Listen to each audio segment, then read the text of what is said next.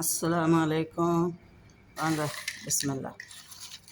இது ஊர்லேருந்து வந்த சிப்ஸு, நேந்திர சிப்ஸ் இருக்குது, டீ இருக்குது. இந்த நேந்திர சிப்ஸ் நம்மளும் வீட்லேயும் செய்யலாம்.